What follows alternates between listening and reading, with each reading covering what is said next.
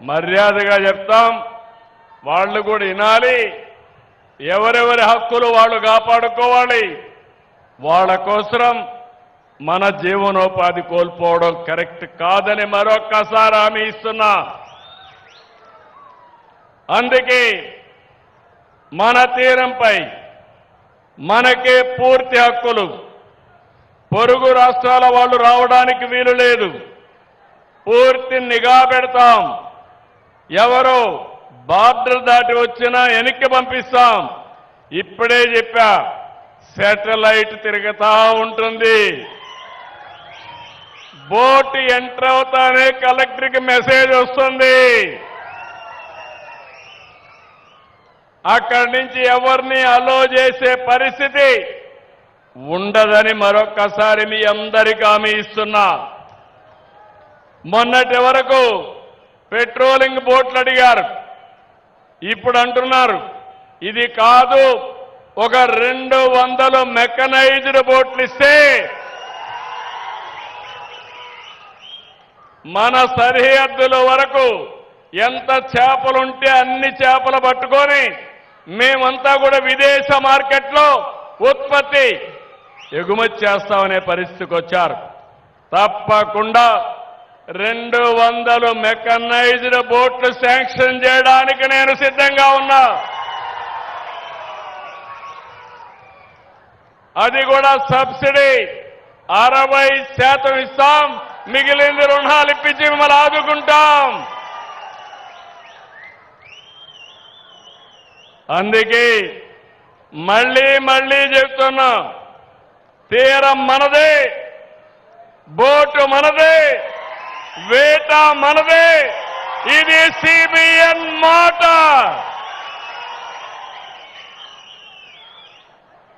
జిల్లాకు జువ్వెల దిన్నెలో అత్యాధునికమైన shipping harbour వచ్చింది. 288 కోట్లతో అభివృద్ధి దిన్న షిప్పింగ్ హార్బర్ నిర్మాణం జరుగుతోంది. 87% పనులు పూర్తయినాయి. ఈ హార్బర్ జిల్లా మత్స్యకారులకు ఒక సుదీర్ఘమైన కళ. ఇది మీకోసం నిర్మించింది. మిమ్మల్ని ఆర్థికంగా బలోపేతం చేయడమే ఈ హార్బర్ యొక్క ఉద్దేశం. ఇది మీ సొంతం. దీనిపైన ఫేక్ ప్రచారాలు నమ్మద్దండి. నేను ఒక్క విషయం ఇక్కడ చెప్పాలి. ఇన్ని సంవత్సరాలు సముద్రం ఉంది, మీ జీవితం మాత్రం మారలా.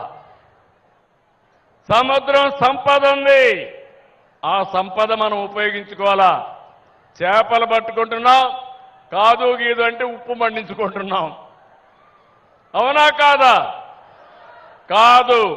నా ఆలోచన చేపలు పట్టుకుంటాం, అదే సమయంలో కొత్త టెక్నాలజీలు, సీవీడ్ కల్చర్ ఉంది, గేమ్ చేంజర్.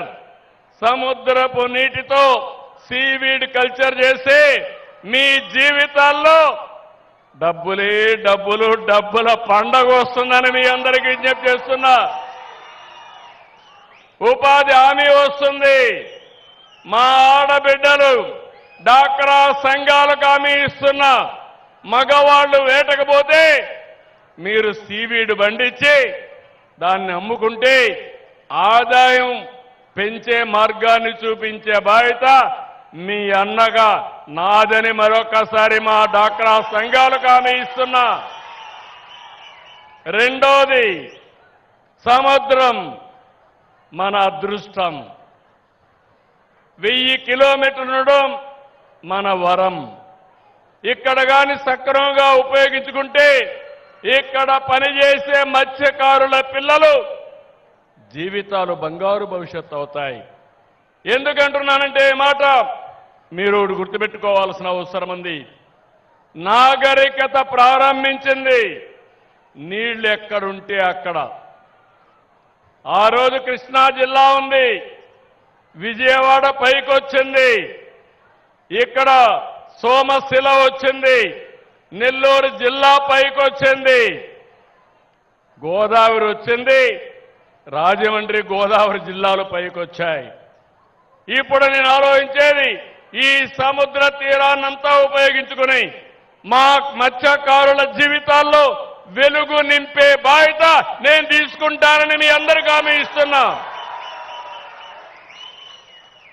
సముద్రం లేకపోయే చొరవ, సాహసం, రెండోది మీకుండే మెలకువలు. నన్ను సముద్రం లేకపోతే పోలేను, నువ్వు సముద్రంలో పోతే ఏ అల వచ్చినా ఎంత స్పీడ్గా వచ్చినా దాన్ని సమర్థవంతంగా ఎట్లా ఎదుర్కోవాలో నీ పుట్టుకతో వచ్చిన విద్య, నీ పెద్దలు నేర్పించిన విద్య. అలాంటిది మీకందరికీ చదువు చెప్పించి మీ పిల్లల్లో మెలకువలు పెంచితే మీరందరూ కూడా రేపు టూరిజం వస్తే ఈ ప్రాంతం అంతా ప్రపంచానికే ఒక హబ్బుగా తయారవుతుంది.